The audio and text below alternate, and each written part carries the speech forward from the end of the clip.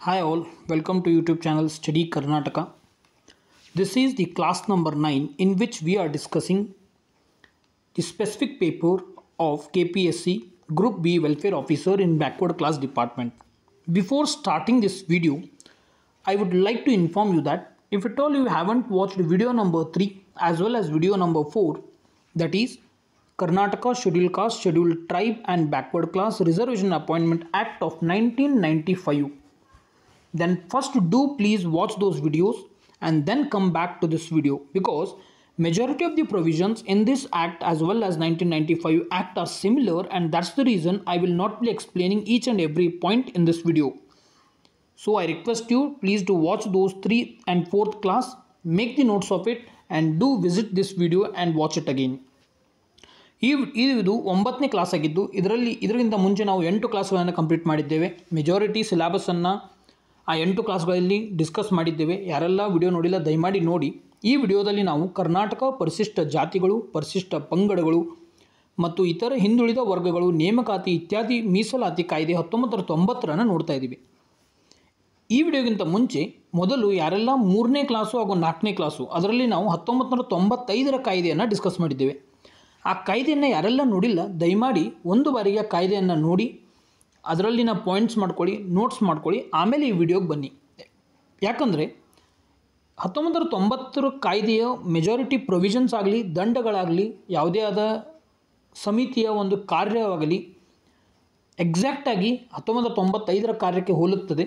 ಹೀಗಾಗಿ ಪ್ರತಿಯೊಂದು ಇನ್ಫಾರ್ಮೇಷನ್ನ ಡೀಟೇಲಾಗಿ ಇಲ್ಲಿ ಹೇಳಿಲ್ಲ, ಯಾಕಂದರೆ ಆ 4ನೇ ವಿಡಿಯೋದಲ್ಲಿ ಕಂಪ್ಲೀಟ್ ಡೀಟೇಲಾಗಿ ಹೇಳಿದ್ದೇನೆ. ಎಕ್ಸಾಮಿನೇಷನ್ಗೆ ಬಂದಲ್ಲಿ ಅದೇ ವಿಡಿಯೋಗಳಲ್ಲಿ ಬರುತ್ತೆ. ಸೊ ಹೀಗಾಗಿ 1990 ಕಾಯ್ದೆಯನ್ನು ಡಿಸ್ಕಸ್ ಮಾಡುವಾಗ ನಾವು ಕೇವಲ ಸೆಕ್ಷನ್ಗಳು ಏನು ಹೇಳುತ್ತೆ, ಇಂಪಾರ್ಟೆಂಟ್ ವ್ಯಾಖ್ಯಾನ, ಯಾವ ವ್ಯಾಖ್ಯಾನದಲ್ಲಿ ನಾವು ಇದರಿಗಿಂತ ಮುಂಚೆ 1995 ಕಾಯ್ದೆಯಲ್ಲಿ ವ್ಯಾಖ್ಯಾನವನ್ನು ಕೊಟ್ಟಿಲ್ಲ ಅಂಥ ವ್ಯಾಖ್ಯಾನಗಳನ್ನು ಈ ವಿಡಿಯೋದಲ್ಲಿ ನೋಡೋಣ. ಸೊ ಇದಕ್ಕಾಗಿ ಹೇಳ್ತಾ ಇದ್ದೀನಿ, ಕ್ಲಾಸ್ ನಂಬರ್ 3 ಹಾಗೂ ಕ್ಲಾಸ್ ನಂಬರ್ 4 ದಯಮಾಡಿ ಒಂದು ಟೈಮ್ ನೋಡಿ ಆಮೇಲೆ ಈ ಕಾಯ್ದೆನ ನೋಡಿ. Let's begin the video. Some of the sections we will see. The total sections in this act are 13 sections. ಇದು ಒಟ್ಟು 13 ವಿಭಾಗಗಳನ್ನು ಹೊಂದಿದೆ. ಹಾಗಾದರೆ 1995 ಕಾಯ್ದೆಯಲ್ಲಿ ಎಷ್ಟು ವಿಭಾಗಗಳಿವೆ ಅದನ್ನು ಕಮೆಂಟ್ ಮಾಡಿ ತಿಳಿಸಿ. ಆದರೆ but if at all we include sub sections then it will be total 26 sections. ಅಂದರೆ ನಾವು ಉಪವಿಭಾಗಗಳನ್ನು ಸೇರಿಸಿದರೆ ಒಟ್ಟು 26 ವಿಭಾಗಗಳಾಗುತ್ತವೆ. Some of the basic facts that you need to remember. First is received the assent of the governor, that is the 1990 Act received the assent of the governor on 4th day of March 1991. ಅಂದರೆ 1990 SC ST ಹಾಗೂ OBC ಮೀಸಲಾತಿ ಕಾಯ್ದೆಯು ಗವರ್ನರ್ನ ಅನುಮೋದನೆ 4ನೇ March 1991 ಪಡೆಯಿತು. ಹಾಗಾದರೆ 1995 ಕಾಯ್ದೆ ಗವರ್ನರಿನ ಅನುಮೋದನೆ ಅಥವಾ ಸಿಗ್ನೇಚರನ್ನು ಯಾವ ದಿನಾಂಕದಂದು ಪಡೆಯಿತು ಅದನ್ನು ಕಮೆಂಟ್ ಮಾಡಿ ತಿಳಿಸಿ.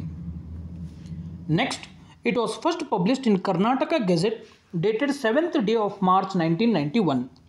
ನೋಡಿ, ಈ ರೀತಿಯಾದ ಕ್ವಶನ್ಗಳನ್ನು ಡೈರೆಕ್ಟಾಗಿ ಕೇಳ್ತಾರೆ. ಸೊ ಹೀಗಾಗಿ ಎಲ್ಲ ಆ್ಯಕ್ಟ್ಗಳ ಒಂದು ಲೀಸ್ಟನ್ನು ಮಾಡ್ಕೊಳ್ಳಿ. ಆ ಲೀಸ್ಟ್ ಮುಂದೆ ಮೊದಲು ಒಂದು ಬಾಕ್ಸ್ನಲ್ಲಿ ಯಾವ ದಿನಾಂಕದಂದು ಗವರ್ನರಿನ ಸಿಗ್ನೇಚರ್ ಆಯಿತು, ಯಾವ ದಿನಾಂಕದಂದು ಗೆಜೆಟ್ನಲ್ಲಿ ಪಬ್ಲಿಷ್ ಆಯಿತು ಹಾಗೂ ಯಾವ ದಿನಾಂಕದಿಂದ ಅದು ಜಾರಿಗೆ ಬಂದಿತ್ತು, ಈ 3 ಇನ್ಫಾರ್ಮೇಷನ್ಗಳನ್ನು ಪ್ರತಿಯೊಂದು ಆ್ಯಕ್ಟಿಗೆ ಬರೆದಿಡಿ. ಅಂದರೆ ಏನಾಗುತ್ತೆ, ನಿಮಗೆ ರಿವಿಷನ್ ಮಾಡಲಿಕ್ಕೆ ಈಸಿ ಆಗುತ್ತೆ. ಲಾಸ್ಟ್ ಮೂಮೆಂಟ್ಗೆ ನೀವು ಎಕ್ಸಾಮ್ ಹೋಗುವಾಗ ಅಷ್ಟು ರಿವಿಷನ್ ಮಾಡಿದರೆ ಸಾಕು, 1 ಇಲ್ಲದ 2 ಮಾರ್ಕ್ಸು ಫಿಕ್ಸ್ ಆಗಿರುತ್ತೆ ನಿಮ್ಮದು. Next, this act came into force with effect from 1/6/1992, that is June 1, 1992 this act came into force and it is mentioned in section 1 of this act. ಅಂದರೆ ಈ ಕಾಯ್ದೆಯು ಯಾವ ದಿನಾಂಕದಂದು ಜಾರಿಗೆ ಬಂದಿತು ಎಂದು ಕೇಳಿದ್ದಲ್ಲಿ June 1, 1992 ಜಾರಿಗೆ ಬಂದಿತು ಹಾಗೂ ಇದನ್ನು ವಿಭಾಗ 1ರಲ್ಲಿ ಹೇಳಲಾಗಿದೆ. Let's move on to the section number 2. Section number 2 talks about the definition of the some of the definition that are mentioned in the act. ಅಂದರೆ ಸೆಕ್ಷನ್ 2 ಬಂದು ವ್ಯಾಖ್ಯಾನದ ಬಗ್ಗೆ ಮಾತನಾಡುತ್ತದೆ. ಅದರಲ್ಲಿ ಇಂಪಾರ್ಟೆಂಟ್ ಒಂದು ವ್ಯಾಖ್ಯಾನ ಇದೆ, ಅದನ್ನು ನಾವು ನೋಡೋಣ. That is establishment in public sector. ಅಂದರೆ ಸಾರ್ವಜನಿಕ ವಲಯದಲ್ಲಿ ಸ್ಥಾಪನೆಗಳು, ಇದರ ವ್ಯಾಖ್ಯಾನವೆಂದರೆ ಏನು? ಯಾಕಂದರೆ ಈಗ ನಿಮಗೆ KPSC ಎಕ್ಸಾಮ್ನಲ್ಲಿ ಒಂದು ವೇಳೆ ಮಲ್ಟಿಪಲ್ ಚಾಯ್ಸ್ ಆಪ್ಷನ್ಸನ್ನು ಕೊಟ್ಟು ಅದರಲ್ಲಿ ಅಂದರೆ ಮಲ್ಟಿಪಲ್ ಸೆಂಟೆನ್ಸ್ಗಳನ್ನು ಕೊಟ್ಟು ಅದಾದಮೇಲೆ A and B, A and C ಈ ರೀತಿಯಾದ ಕ್ವಶನ್ಗಳನ್ನು ಕೊಟ್ಟಾಗ ಈ ಪ್ರತಿಯೊಂದು ಇಲ್ಲಿ ಕೊಟ್ಟಿರ್ತಕ್ಕಂಥ ಪಾಯಿಂಟು ನಿಮಗೆ ಇಂಪಾರ್ಟೆಂಟ್ ಆಗುತ್ತೆ. ಸೊ ಹೀಗಾಗಿ ಈ ಎಲ್ಲ ಪಾಯಿಂಟ್ಗಳನ್ನು ಸಾರ್ವಜನಿಕ ವಲಯದ ಸ್ಥಾಪನೆಗಳು ಈ ಕಾಯ್ದೆಯ ಪ್ರಕಾರ ಎಂದು ನಿಮಗೆ ನೆನಪಿರಬೇಕಾಗುತ್ತೆ. First C in English. Establishment in public sector means first is a cooperative society registered or deemed to have been registered under Karnataka Cooperative Societies Act of 1959. Second, an educational institution established or maintained or aided by the state government. Third, a government company within meaning of section 617 of the Companies Act of 1956. Fourth is a local authority. Fifth, a statutory body or a corporation established by or under a state or a central act owned or controlled by the state government. And sixth one, a university established or deemed to have been established by or under a law of state legislature. ಕನ್ನಡದಲ್ಲಿ ಇದನ್ನು ನೋಡಬೇಕಾದ್ರೆ ಕರ್ನಾಟಕದ ಸಹಕಾರ ಸಂಘಗಳ ಕಾಯ್ದೆ 1959ರ ಅಡಿಯಲ್ಲಿ ನೋಂದಾಯಿಸಲಾದ ಅಥವಾ ನೋಂದಾಯಿಸಲಾಗಿದೆ ಎಂದು ಪರಿಗಣಿಸಲಾದ ಸರ್ಕಾರದ ಸಂಘಗಳನ್ನು ಸಾರ್ವಜನಿಕ ವಲಯದ ಸ್ಥಾಪನೆಗಳೆಂದು ಕನ್ಸಿಡರ್ ಮಾಡಬಹುದು. ಎರಡನೇದಾಗಿ, ರಾಜ್ಯ ಸರ್ಕಾರದಿಂದ ಸ್ಥಾಪಿಸಲ್ಪಟ್ಟ ಅಥವಾ ನಿರ್ಮಿಸಲ್ಪಡುವ ಅಥವಾ ನೆರವು ಪಡೆಯುವ ಶಿಕ್ಷಣ ಸಂಸ್ಥೆಗಳು. ಮೂರನೇದಾಗಿ, ಕಂಪನಿಗಳ ಕಾಯ್ದೆ 1956 ವಿಭಾಗ 617. ಇದರ ಅರ್ಥದಲ್ಲಿ ಸರ್ಕಾರಿ ಕಂಪನಿಯೊಂದಲ್ಲಿ ಅದನ್ನು ಕೂಡ ನೀವು ಸಾರ್ವಜನಿಕ ವಲಯದ ಸ್ಥಾಪನೆಗಳೆಂದು ಪರಿಗಣಿಸಬಹುದು. ನಾಲ್ಕನೇದಾಗಿ, ಸ್ಥಳೀಯ ಪ್ರಾಧಿಕಾರ. ಐದನೇದಾಗಿ, ರಾಜ್ಯ ಸರ್ಕಾರದ ಮಾಲೀಕತ್ವದ ಅಥವಾ ನಿಯಂತ್ರಿಸಲ್ಪಡುವ ರಾಜ್ಯ ಅಥವಾ ಕೇಂದ್ರ ಕಾಯ್ದೆಯಡಿ ಅಥವಾ ಇದರ ಅಡಿಯಲ್ಲಿ ಸ್ಥಾಪಿಸಲಾದ ಶಾಸನಬದ್ಧ ಸಂಸ್ಥೆ ಅಥವಾ ನಿಗಮವನ್ನು ಸಾರ್ವಜನಿಕ ವಲಯದ ಸ್ಥಾಪನೆಗಳೆಂದು ಪರಿಗಣಿಸಬಹುದು. ಹಾಗೂ ಕೊನೆಯದಾಗಿ, ರಾಜ್ಯ ಶಾಸಕಾಂಗದ ಯಾವುದೇ ಕಾನೂನಿನ ಮೂಲಕ ಅಥವಾ ಅದರ ಅಡಿಯಲ್ಲಿ ಸ್ಥಾಪಿಸಲಾದ ಅಥವಾ ಸ್ಥಾಪಿಸಲಾಗಿದೆ ಎಂದು ಪರಿಗಣಿಸಲಾದ ವಿಶ್ವವಿದ್ಯಾಲಯಗಳನ್ನು ನೀವು ಸಾರ್ವಜನಿಕ ವಲಯದ ಸ್ಥಾಪನೆಗಳೆಂದು ಪರಿಗಣಿಸಬಹುದು. ಈಗ ಇವುಗಳನ್ನೆಲ್ಲ ಎದಕ್ಕೆ ಕೊಟ್ಟಿದ್ದಾರೆ ಅಂದರೆ, ಈಗ ನೀವು ಎಲ್ಲಿ ಮೀಸಲಾತಿಯನ್ನು ಅಪ್ಲೈ ಮಾಡಬೇಕು ಆ ರೀತಿಯಾದ ಅಪ್ಲಿಕೇಶನು ಇವೆಲ್ಲ ಸಂಸ್ಥೆಗಳಿಗೆ ಅಪ್ಲೈ ಆಗುತ್ತೆ. ಅದಕ್ಕಾಗಿ ಈ ವ್ಯಾಖ್ಯಾನವನ್ನು ಕೊಟ್ಟಿದ್ದಾರೆ. ಹಾಗೂ ನಾವು 1995ರ ಕಾಯ್ದೆಯನ್ನು ನೋಡುವಾಗ ಈ ಕಾಯ್ದೆ ಯಾವ ಜಾಗಗಳಲ್ಲಿ, ಅದು ಈಗ ಒಂದು ವೇಳೆ ಸೈಂಟಿಸ್ಟ್ ಇದ್ದಲ್ಲಿ ಅಪ್ಲೈ ಆಗೋದಿಲ್ಲ ಅಥವಾ ಎಕ್ಸ್ ಕೆಡೆಟ್ ಇದ್ದಲ್ಲಿ ಅಪ್ಲೈ ಆಗೋದಿಲ್ಲ, ಈ ರೀತಿಯಾದ ಅಪ್ಲಿಕೇಶನ್ ಕೂಡ ಇದೆ. ಹೌದಾ? ಅದು ಎಲ್ಲಿ ಅನ್ವಯಿಸುತ್ತದೆ, ಎಲ್ಲಿ ಅನ್ವಯಿಸುವುದಿಲ್ಲ, ಅದನ್ನು ನಾವು 1995ರ ಕಾಯ್ದೆಯಲ್ಲಿ ನೋಡಿದ್ದೇವೆ. ಅದೇ ರೀತಿಯಾಗಿ ಸೇಮ್ ಇದಕ್ಕೂ ಕೂಡ ಅಪ್ಲೈ ಆಗುತ್ತೆ. ನೀವು ಅಲ್ಲಿ ಮಾಡಿರೋ ನೋಟ್ಸನ್ನು ಇಲ್ಲಿ ಈ ಆ್ಯಕ್ಟಿಗೂ ಕೂಡ ರೆಫರ್ ಮಾಡ್ಬೋದು. Let's move on to the section number 3. It talks about the applicability, ಅನ್ವಯಿಸುವಿಕೆ. ಇದೇನು ಹೇಳುತ್ತಂದರೆ ಸೆಕ್ಷನ್ 3, ಈಗ ನಾವು 1995ರ ಕಾಯ್ದೆಯನ್ನು ನೋಡುವಾಗ ಅಲ್ಲಿ ಕೆಲವಷ್ಟು ಸೆಕ್ಷನ್ಗಳಿಗೆ ಅಥವಾ ಕೆಲವಷ್ಟು ಸಂಸ್ಥೆಗಳಿಗೆ ಇದು ಅನ್ವಯವಾಗುವುದಿಲ್ಲ ಎಂದು ನೋಡಿದ್ವಿ. ಈಗ ಫಾರ್ ಎಕ್ಸಾಂಪಲ್ ಇಸ್ರೋ ಆಯಿತು, DRDO ಆಯಿತು, ಅಲ್ಲಿ ಕೆಲವೊಬ್ಬರು ಸೈಂಟಿಸ್ಟ್ಗಳು ವರ್ಕ್ ಮಾಡ್ತಾ ಇರ್ತಾರೆ. ಅಂಥ ಸೈಂಟಿಸ್ಟ್ ಜಾಗಗಳಲ್ಲಿ ಈ ಕಾನೂನು ಅಥವಾ ಕಾಯ್ದೆ ಅಥವಾ ಈ ರಿಸರ್ವೇಷನ್ ಅಪ್ಲೈ ಆಗೋದಿಲ್ಲ, ನೆನ್ಪಿಟ್ಕೊಳ್ಳಿ. Next section number 4, it talks about reservation of appointments or post. ಅಂದರೆ ವಿಭಾಗ 4 ನೇಮಕಾತಿಗಳು ಅಥವಾ ಹುದ್ದೆಗಳ ಮೀಸಲಾತಿ ಇತ್ಯಾದಿ ಬಗ್ಗೆ ಮಾತನಾಡುತ್ತದೆ. ಈಗ ಫಾರ್ ಎಕ್ಸಾಂಪಲ್ SCಗೆ ಬಂದು 15%, STಗೆ ಬಂದು 3%, ಈ ರೀತಿಯಾದ ಮೀಸಲಾತಿಗಳಿವೆ. ರೈಟ್?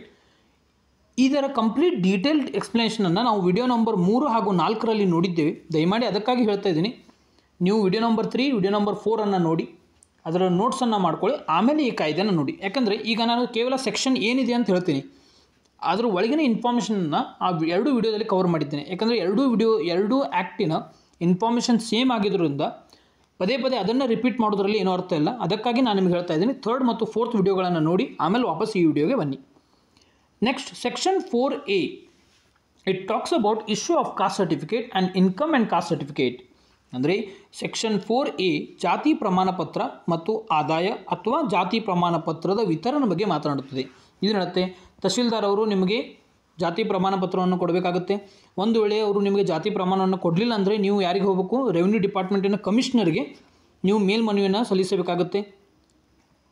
ಅಂದರೆ ಅಬ್ಜೆಕ್ಷನನ್ನು ರೇಸ್ ಮಾಡಬೇಕಾಗುತ್ತೆ. ಒಂದು ವೇಳೆ ನೀವು ಅಲ್ಲಿ ಆಗಿಲ್ಲ ಅಂದರೆ ನಾನು ಟೋಟಲಾಗಿ SC ಅವರು ಎಲ್ಲಿ ಹೋಗಬೇಕು, ST ಅವರು ಎಲ್ಲಿ ಮುಂದೆ ಮೀಸಲಾತಿ ಕೋರುವುಗಾಗಿ ಯಾರಿಗೆ ನೀವು ಮನವಿನ ಸಲ್ಲಿಸಬೇಕು, ಮೇಲ್ಮನವಿಯನ್ನು ಸಲ್ಲಿಸಬೇಕು, ಈ ರೀತಿಯಾದ ಇನ್ಫಾರ್ಮೇಷನ್ಗಳನ್ನು 1995ರ ಕಾಯ್ದೆಯನ್ನು ಡಿಸ್ಕಸ್ ಮಾಡುವಾಗ ಹೇಳಿದ್ದೇನೆ. ಸೊ ದಯಮಾಡಿ ಆ ಕಾಯ್ದೆಯನ್ನು ನಾವು ನೋಡಿ ಆಮೇಲೆ ವಾಪಸ್ ಈ ವಿಡಿಯೋನ ಕಂಟಿನ್ಯೂ ಮಾಡಿ. Next, penalty and appeal as well as false certificate issue, all these provisions are same as that of the 1995 act.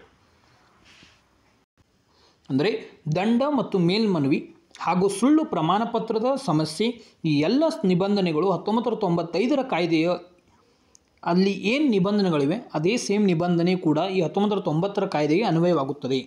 So ದಯಮಾಡಿ ಅಲ್ಲಿ ನೀವು ನೋಟ್ಸ್ ಮಾಡಿದರೆ ಅದನ್ನೇ ರಿವೈಸ್ ಮಾಡಿ, ಅದನ್ನು ಕೂಡ 1990 ಆ್ಯಕ್ಟಿಗೆ ಬರ್ಕೊಳ್ಳಿ. ಇಲ್ಲಾಂದರೆ ಆ ನೋಟ್ಸನ್ನು ವಾಪಸ್ ನೀವು ಹೋಗಿ ಆ ವಿಡಿಯೋಗಳನ್ನು ನೋಡಿ ನೋಟ್ಸ್ ಮಾಡ್ಕೊಳ್ಳಿ. ಫಾರ್ ಎಕ್ಸಾಂಪಲ್ ಸಿಂಪಲಾಗಿ ಹೇಳ್ತೀನಿ, ಈಗ ನೋಡಿ ತಹಶೀಲ್ದಾರ್ ಅವರು ಅಥವಾ ಯಾರಾದರೂ ಒಂದು ಫಾಲ್ಸ್ ಸರ್ಟಿಫಿಕೇಟ್ ತೊಗೊಂಡಿದ್ದಾರೆ ಅಂದ್ಕೊಳ್ಳಿ, ಅವ್ರಿಗೇನು ದಂಡ ಇದೆ? 6 ತಿಂಗಳಿಂದ 2 ವರ್ಷದವರೆಗೆ ಅವರಿಗೆ ದಂಡವಾಗಬಹುದು ಹಾಗೂ 1,000 ರೂಪಾಯಿಂದ 5,000 ರೂಪಾಯಿವರೆಗೆ ದಂಡವಾಗಬಹುದು. ಈ ರೀತಿಯಾಗಿ ತಹಶೀಲ್ದಾರ್ಗೂ ಕೂಡ ದಂಡ ಇದೆ. ಈ ಎಲ್ಲ ದಂಡಗಳನ್ನು ನಾನು ಆ ವಿಡಿಯೋದಲ್ಲಿ ಫುಲ್ ಡೀಟೇಲಾಗಿ ಹೇಳಿದ್ದೇನೆ. ಸೊ ದಯಮಾಡಿ ಆ ವಿಡಿಯೋಗಳನ್ನು ನೋಡಿ. Next section 6 it talks about ಕಾಗ್ನಿಸನ್ಸ್ of offences, ಅಂದರೆ ಅಪರಾಧಗಳ ಅರಿವು. ಇದನ್ನು ಕೂಡ ಅಲ್ಲಿ ಹೇಳಿದ್ದೇನೆ, ಅದನ್ನು ನೋಡಬಹುದು. Section 6 it talks about cancellation of degree, ಅಂದರೆ ಪದವಿ ರದ್ದತಿ ಬಗ್ಗೆ ಮಾತನಾಡುತ್ತೆ. ಅಂದರೆ ಒಂದು ವೇಳೆ ಯಾರಾದರೂ SC ST ಮೀಸಲಾತಿಗಾಗಿ ಸರ್ಟಿಫಿಕೇಟನ್ನು ಸುಳ್ಳು ತೆಗೆಸಿ ಅದರ ಮೇಲೆ ನೀವು ಯೂನಿವರ್ಸಿಟಿಯಲ್ಲಿ ಅಡ್ಮಿಷನ್ ತೊಗೊಂಡಾದಮೇಲೆ ನಿಮ್ಮ ಡಿಗ್ರಿ ಮುಗಿದ ಮೇಲೆ ಆ ಸರ್ಟಿಫಿಕೇಟ್ ಸುಳ್ಳಿದೆ ಎಂದು ಸಾಬೀತಾದಲ್ಲಿ ನೀವು ಪಡೆದಿರತಕ್ಕಂಥ ಒಂದು ಡಿಗ್ರಿಯನ್ನು ಕ್ಯಾನ್ಸಲ್ ಮಾಡಲಾಗುತ್ತೆ. ರೈಟ್, ಇದನ್ನು ಕೂಡ ಡೀಟೇಲಾಗಿ ಆ ಆ್ಯಕ್ಟ್ನಲ್ಲಿ ಹೇಳಿದ್ದೇನೆ. ಸೊ ದಯಮಾಡಿ ಈ ನಿಬಂಧನೆಗಳು 1995ರ ಕಾಯ್ದೆಯಂತೆ ಇರುತ್ತದೆ, ಅದಕ್ಕಾಗಿ ಆ ಕಾಯ್ದೆಯನ್ನು ನೀವು ನೋಡಿ. Section 7 it talks about maintenance of records and submission of annual report. That is you should submit the annual report for each and every year to the state government. Constitution of standing committee ಒಂದು ಲಕ್ಷ ಇಟ್ಕೊಳ್ಳಿ, ಅಲ್ಲಿ ಕೂಡ ನಾವು standing ಕಮಿಟಿಯನ್ನು ನೋಡಿದ್ದೇವೆ, ಅಂದರೆ ಸ್ಥಾಯಿ ಸಮಿತಿಯನ್ನು ನೋಡಿದ್ದೇವೆ. ಯಾವ ರೀತಿ ನಿರ್ಮಾಣ ಆಗುತ್ತೆ, ಅದರ ಚೇರ್ಮನ್ ಯಾರಿರ್ತಾರೆ. ಈಗ ಒಂದು ಕಮೆಂಟ್ ಮಾಡಿ ತಿಳಿಸಿ, ಯಾರೆಲ್ಲ 3 ಮತ್ತು 4 ವಿಡಿಯೋ ನೋಡಿದ್ದೀರಾ, ಸ್ಥಾಯಿ ಸಮಿತಿಯ ಅಂದರೆ ಸ್ಟ್ಯಾಂಡಿಂಗ್ ಕಮಿಟಿಯ ಅಧ್ಯಕ್ಷರು ಯಾರಾಗಿರ್ತಾರೆ ಅಲ್ಲಿ ಇದಕ್ಕೆ ನೋಟ್ ಕೊಟ್ಟಿದ್ದಾನೆ. The standing committee is same as that of the 1995 SC ST OBC act of Karnataka. We have discussed it in the previous videos, please do watch it and make notes of it. ಅಂದರೆ ಸ್ಥಾಯಿ ಸಮಿತಿ ಕರ್ನಾಟಕದ 1995ರ SC ST ಮತ್ತು OBC ಕಾಯ್ದೆ ಏನು ಅನ್ವಯಿಸುತ್ತದೆ ಅದೇ ಈ 1990ರ ಕಾಯ್ದೆಗೆ ಅನ್ವಯಿಸುತ್ತದೆ. ನಾವು ಅಲ್ಲಿ ಅದನ್ನು ಡಿಸ್ಕಸ್ ಮಾಡಿದ್ದೇವೆ. ದಯಮಾಡಿ ಅದನ್ನು ನೋಡಿ ನೋಟ್ಸ್ ಮಾಡ್ಕೊಳ್ಳಿ, ವಾಪಸ್ ಈ ವಿಡಿಯೋಗೆ ಬಂದರೆ ನಿಮಗೆ ಈಸಿ ಆಗುತ್ತೆ. Section 9 it talks about functions of standing committee. Section ಅಂದರೆ ವಿಭಾಗ 9 ಸ್ಥಾಯಿ ಸಮಿತಿಯ ಕಾರ್ಯಗಳ ಬಗ್ಗೆ ಮಾತನಾಡುತ್ತೆ. ನಾವು 1995ರ ಕಾಯ್ದೆಯನ್ನು ನೋಡುವಾಗ ಸ್ಥಾಯಿ ಸಮಿತಿಯ ಕಾರ್ಯಗಳನ್ನು ನೋಡಿದ್ದೇವೆ, ಅದು ಕಂಪ್ಲೀಟ್ ಡೀಟೇಲಾಗಿ ನೋಡಿದ್ದೇವೆ. ಸೊ ದಯಮಾಡಿ ಅಲ್ಲಿಯ ಕಾರ್ಯಗಳು ಹಾಗೂ ಈ ಬಾಡಿಯ ಕಾರ್ಯಗಳು ಎರಡೂ ಸೇಮ್ ಇದೆ, ಯಾವುದೇ ಆದ ಒಂದು ಪಾಯಿಂಟು ಕೂಡ ಡಿಫ್ರೆನ್ಸ್ ಇಲ್ಲ. ದಯಮಾಡಿ ಅಲ್ಲಿಯ ಏನು ನೀವು ಕಾರ್ಯಗಳನ್ನು ಬರ್ಕೊಂಡಿದ್ದೀರಾ ಅದೇ ಸೇಮ್ ಕಾರ್ಯಗಳನ್ನು ಈ ನೋಟ್ಸ್ನಲ್ಲಿ ಕೂಡ ಬರೆಯಿರಿ. Next 10th annual report. Section number 10 it talks about annual report, ಅಂದರೆ ವಾರ್ಷಿಕ ವರದಿ ಬಗ್ಗೆ ಮಾತನಾಡುತ್ತದೆ. Section 13 it talks about power to make rules, ಅಂದರೆ ನಿಯಮಗಳನ್ನು ಮಾಡುವ ಅಧಿಕಾರ. ಈ ಎಲ್ಲ ಪ್ರೊವಿಷನ್ಸ್ಗಳು ನಿಬಂಧನೆಗಳು ಎಕ್ಸಾಕ್ಟ್ ಸೇಮ್ ಟು ಸೇಮ್ ಇದೆ. ಸೊ ದಯಮಾಡಿ ಆ ವಿಡಿಯೋನ ರೆಫರ್ ಮಾಡಿ, ಅದೇ ರೀತಿಯಾಗಿ ಇಲ್ಲಿ ಕೂಡ ನೀವು ನೋಟ್ಸನ್ನು ಮಾಡ್ಕೊಳ್ಳಿ. Thanks for watching the video. If you haven't subscribe to the channel, please do subscribe it. And if you told you are not joined the Telegram channel, the link will be provided in the description. Even WhatsApp channel is there, the link will also be provided in the description. Please do join it. The upcoming video will be on 1992 rules of SC ST and OBC. It is a big chapter. We will be dividing it in 2 parts. The first part will be uploaded by today night or else tomorrow morning. Second part, it will take time, but I will upload as soon as possible. And even I'm very happy to tell you that many of the students are writing daily answers in KS means and they are getting good feedback. If at all you haven't joined it, please do join, because it is very much helpful for you in the upcoming KS means examination. Thanks for watching the video. Have a nice day. Bye.